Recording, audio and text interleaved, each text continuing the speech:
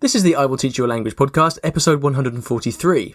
Welcome to the I Will Teach You a Language podcast. Weekly motivation and language learning tips to help you become fluent in any language. Now, here's your host, Olly Richards. Well, hello everybody. Welcome back to the podcast. This is the I Will Teach You a Language podcast. And if you're new here, please make sure you subscribe so that you get new episodes all about language learning to your phone or your tablet or wherever you happen to listen to the podcast. You have joined us in part 3 of a new series all about mastering your memory. And if you haven't heard the first 2 episodes, you really should go back and listen to those first. So that's episode 141 and 142. That will make a lot more sense for you that way. So today we're going to get into part 3 of what I call the art technique. But before we do that, I'd like to thank the sponsors of the show who keep the show running. They are iTalki. And iTalki is the place where I go to get all of my speaking practice. They have native speaker teachers from around the world, different countries, different languages, different dialects. And they have the perfect teacher for you. So if you would like to get a free lesson, in fact, it's $10 worth of credit for free when you sign up, you can go to iwillteachyoualanguage.com/free lesson. All right then. So in the first 2 parts of this series, we talked about the A and the R in the ART formula. Okay, so that was attention and repetition. These, for me, are the foundations of a strong memory. And what we're going to do today is go on to talk about T. And T is kind of it's absolutely essential, and many people miss it altogether. And it's also the really fun part. But I do just want to say that everything we're going to talk about today does very much depend on you getting the first 2 parts right. Okay, so everything works in combination here. So we're going to talk about T today, and at the end of the episode, I'm going to give you some information about how you can join a very, very exciting new class that I'm running, where I'm actually going to coach you through some memory techniques, so you can try them all out for yourself and improve your memory in the process. Now, in the 1950s, if you happened to walk into a jazz club on 52nd Street in New York, you would see something pretty amazing. You'd see dozens of musicians, jazz musicians, hanging out and playing music on this stage, kind of everyone learning to improvise together, getting up on stage one after the other, playing these standard Broadway tunes. And, you know, night after night, an incredible electric atmosphere. And they were actually creating modern jazz as we know it, right there. It was an incredibly exciting time. Obviously, I wasn't around to see it myself, but I do have a background in this. And that time in New York was one of the most energy-fueled, vibrant music scenes that have ever been seen. And some of those musicians, those jazz musicians who were playing, were some of the most natural and talented improvisers ever. I mean, we've got people like Miles Davis, Ray Brown, Charlie Parker. The list goes on. It's endless. But here's what's interesting. A lot of these musicians, these people who were actually forming what was called bebop at the time, the very start of a new movement in music, a lot of them had no formal musical training, and they were completely self-taught. So how was this possible? How could you get people like that talented without having any formal training themselves? Well, simply it came through a lot of dedication, a lot of enthusiasm and practice. Those guys, they lived for the music. They would spend every night in the jazz clubs simply playing. They didn't really, when you look at it this way, they didn't really have any need for formal musical education because they would just do it. It's all they knew. Now, pretty soon what happened was people started to think about how to replicate that success. So how to imitate those musicians and become as successful as them. And so, over the years, you started to get jazz departments in music colleges springing up in America and then eventually abroad as well. And you'd get these people who suddenly found themselves jazz professors who would start to teach these generations of students all about how the greats play jazz, these 52nd Street musicians, how they would play. They teach them all about the scales they would use, improvisational techniques, things like that. And of course, like, the students would spend hours in practice rooms and, practicing these scales, trying to emulate these guys. But it was never quite enough, Despite working really hard and practicing a lot, knowing all the tricks, most of the new generation of jazz musicians would never really be able to play like these guys from 52nd Street, right? Why not? What was the disconnect? What was the gap? Well, the problem was that the theory wasn't enough. Just studying this stuff in a classroom environment and then practicing it wasn't enough. Even with hours and hours of practice.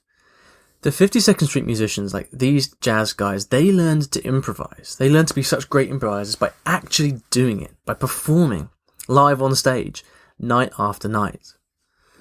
And sure, they would practice as well. They would practice in their free time, just like you study languages in your free time. And the practice made them good, but it was the performing and the actual doing that made them great. And so the lesson from that was very, very clear. No amount of study and preparation can ever really replace experience from the performance itself. And, I saw this over and over again when I was at music college. There's a big gap between those people who would practice very hard, but not really play so much, and then those people who would actually practice hard, but mainly spend their time actually going out and playing. Those were the people who had the potential of really mastering their craft. Now, what on earth does this have to do with language learning? Well, for me, when you speak a foreign language with someone, you are performing. It is very much like theatre. It may not be very nice to think of it that way, right? But it's exactly what it is.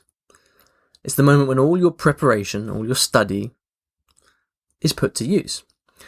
And I think if we're being honest, we're often also judged by our own performance as well. Native speakers, when you speak to them in their language, they will give you a certain reaction. They will judge you, for better or for worse. All right, so all of this brings us to the T in art, which is try. Okay, yeah, simply try. The word try. It's a little bit trite, right? But it makes the point very, very clearly and is easy to remember, which is this. You need to take the vocabulary that you're memorizing and start to use it in conversation.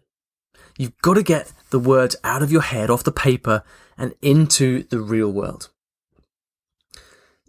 This is important because, when new vocabulary comes up in conversation, you achieve two things. First of all, you practice recall. So it becomes easier to remember that word on demand. Okay, one of the hardest things about memorizing vocabulary is that, when you're in the flow of conversation, when you come to speak, you just can't put your finger on that word. You can't recall that word, right? It just evaporates. So by actually practicing it in conversation, you practice that all-important recall so that you can get access to that word when you need it. You also practice recognition. So not only do you have to say the word yourself, but you also learn to hear it being used by other people, which is a big deal. You know that feeling sometimes when you learn a word and then you hear it being used and you don't recognize it? It's because you don't have enough practice actually hearing it used in conversation. It's pretty straightforward when you think about it. Okay, so T stands for try, as in try it out. But often, I think this is considered to be a bit of an afterthought. People think, I've just learnt this new vocabulary. I should probably sometime actually try and say these words with someone in conversation, maybe. But no, it has to be more than that. Real conversation is really unpredictable. You have lots of ups and downs to navigate with the other person. You have to change topic, you have to react to their body language, unexpected twists and turns, interruptions. Conversation is really unpredictable. So a real conversation is not an easy place to practice using new vocabulary that you haven't really mastered yet. It's not easy at all. But that's precisely why you have to practice doing it. All right? If you never actually practice the performance, so to speak, you're never going to get to a point where you're confident using it all. So you've got to use it or lose it. Okay? I wonder how many more cliches I can come up with in this episode. Just like those jazz musicians, those guys in the clubs in the 50s, trying out all these new scales that they were learning in performance every night. The essence of language, I think, first and foremost, is actually to use your vocabulary. Very few of us have this kind of passive relationship with languages where we just like to read and nothing more. You've got to use it. And this is why try is the last part of the art technique. You've got to try it out. But I know that it might not feel so easy, and you probably feel a disconnect between the words you study and actually having those available on the tip of your tongue. It's I remember many times, and it still happens now, like I would spend time trying to memorize words, learning words from a dialogue or whatever, and then I'd come to speak thinking to myself, right, I've got to practice all this new vocabulary, and it's just not quick enough, like you kind of have this feeling that, give me a few seconds more and I remember it, but that's not enough for conversation. Conversations happen too quickly. Okay, so you often find it very difficult to remember new vocabulary when you're in that flow of conversation. So understanding how to do this effectively, how to try this out in an effective way, is the last part of the puzzle. And if you know how to not only select and learn vocabulary, but actually practice that vocabulary in conversation, when you get that technique down, the sky is the limit. It's only when you truly start to use new vocabulary that you begin to master it and have that feeling of mastering your memory. In that situation, you'll really be able to reliably learn anything that you want and use it confidently in conversation and recall those words when you need them. All right, now, of course, to get to that point where you can really do that on demand, it does take time, but it all has to start with trying. So let's talk about how. How can you actually try out your new vocabulary in a sensible way? Well, as we saw earlier, conversations can be a tough place to practice that new vocabulary, right? Especially if you're talking with strangers and you feel under pressure. And it still amazes me how many people kind of like to get their language practice with total strangers on the street and then wonder why it's so hard. Like, I had never practiced with strangers. I've said this many times. I like to practice in a kind of controlled, safe environment because that lets me take the time that I need. So you've got to try using your new vocabulary in a way that doesn't rely on kind of this randomness, the social lottery, as I call it, right? So first of all, and regular listeners of this show will be very familiar with this, you need to have a conversation partner or a tutor or someone who you can turn to regularly to practice speaking, right, in a controlled way. Your boyfriend or girlfriend is probably not the right person because you'll probably focus on other things. And even a friend is probably not the right person because the point about a conversation partner or a tutor is that that person is there for you once, twice, 3 times a week to help you practice whatever you want. They're at your service. That's what they're for. Okay, so you need to have a person like that in order to practice speaking. And, as you guys know, I recommend IWTYAL for that because it's so convenient and easy to use. And so when you have these sessions, what you need to do is to get your tutor to help you deliberately practice your new vocabulary. Okay? You need to get your tutor to deliberately help you practice your new vocabulary. Now, here's how to do that. Really, it's a communication thing, to be honest. Teachers and tutors intuitively understand this stuff. What you've got to do is communicate the fact that you want to practice that and then have them kind of help you out with that in conversation. So if you followed the art procedure so far, attention, repetition, and try, then you should have, at some point, selected the vocabulary that you want to memorize, right? So you've been looking at your dialogue or whatever it may be, and you said, okay, I'm going to bring my attention to these particular words. I am making the decision that I'm going to learn them. And you might even make a list. What I like to do is always to get a piece of paper and write those words down in a list so that I've kind of got them in one place. Then all you've got to do is simply send that list of vocabulary to your tutor. Or you could send them, if you're studying from a textbook, you can send them the chapter of that textbook that you're studying. Something that puts you both on the same page, right? So you know that you want to practice these words, and then your tutor knows that you want to practice those words, and then simply you just got to tell them, look, in this lesson, let's practice this stuff. Then in the lessons themselves, your job is simply to use that vocabulary as much as possible in conversation. Now, yes, it can be unnatural. Yes, it can be rather basic, especially if you're at the early stages of a language, it can feel rather basic. But the point of this is not to have some kind of elegant conversation where you're actually kind of mimicking what a real conversation might sound like. That's not the point. The point is to train yourself to recall these words on demand and to hear another person using them. That's the point of it. So it doesn't matter how ugly your conversation is. If you kind of try many, many times to sort of hammer these words into the conversation, it's fine. We can worry about natural conversations when you come to meet people in the street or whatever. With your tutor, the point is to find creative ways of practicing this language over and over and over again so that you can start to, bring it to the tip of your tongue whenever you need it and then recognize it when it's used. It's pretty straightforward, really. And yet you have to systematically do this. You can't just kind of hope that opportunities to use your vocabulary are going to come up. Just yesterday I booked some lessons with my Cantonese teacher, and the only point of these lessons, the only thing that we're going to be doing is practicing vocabulary that I've learnt from this material that I've been studying. That's the only point, because I know that until I actually use this stuff in conversation, I'm not going to properly have mastered it. Okay, so with a bit of practice and creativity, there are tons of ways that you can both kind of play with these words to help you to practice it. And it's a lot of fun as well. It's the most fun of the whole thing.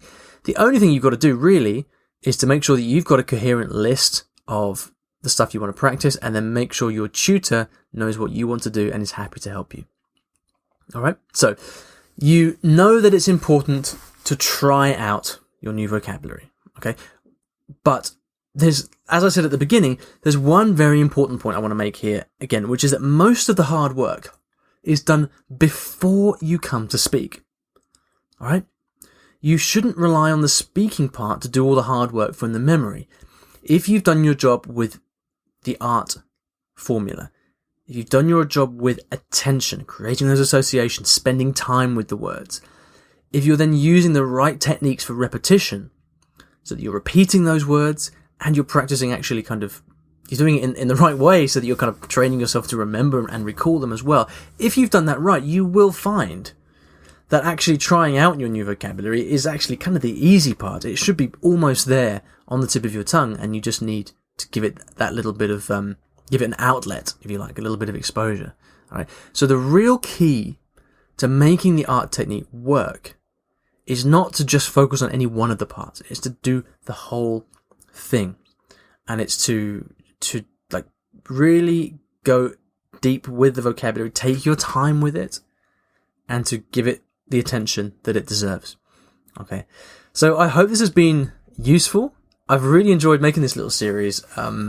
Memory is one of those things that is always a problem, never going to go away. But hopefully I've been able to break this down into a way that you understand, that's been useful for you. So if you enjoyed it, feel free to let me know, or either by email or on Facebook or on Twitter. You can just search for Olly Richards and you'll find me there. As I said at the beginning, what I decided to do, because I've got so much feedback already from this series, is to put together a special online class where I'm actually going to go into some of these techniques in more detail. Okay, it's very, very cool. I've been kind of playing around with different ways of running this. And what we're going to do is going to be a 5-week course. And in each week, we're going to go into detail on one specific memory technique that uses the art formula. I'm going to teach it to you. I'm going to give you lots of examples of how I use it. And then I'm going to set you homework, which is then going to be to go away and actually use that technique over the course of the week to memorize a bunch of vocabulary. So it's going to be super exciting, and it's going to be delivered live, which means you're going to get to ask me questions, and, any doubts or concerns that you've got about this whole thing, I'm going to be able to be there and to help you answer it. So it's going to be very, very cool. I'm really looking forward to this. If you'd like some more information, please go to IWTYALanguage.com/memory course. Okay, that's IWTYALanguage.com/memory course. I've identified 5 memory techniques, which for me are the most powerful techniques for memorizing vocabulary in a language, and all of them use the art formula in different ways. The thing about our memory is that, not everybody's memory is the same, and we all have different preferences. Some techniques might be really effective, but if you don't like to study in that way, then it's not going to make sense for you, right? So the real point of this class is going to be to get you to try out all of these memory techniques, memorize a bunch of new words, and then decide for yourself which works best for you. And, so the idea being that at the end of the course, you're going to know exactly which is the most effective memory technique for you, so that then you can go off and use that to exponentially grow your vocabulary really be in control of your memory and move towards becoming fluent in the language that you're learning. So I'm really excited about this. I'd like to invite you to join the course. Again, for more information, IWTYAL language.com/memory course. Again, I really hope you enjoyed this series, and I'll see you back in the next episode of the podcast.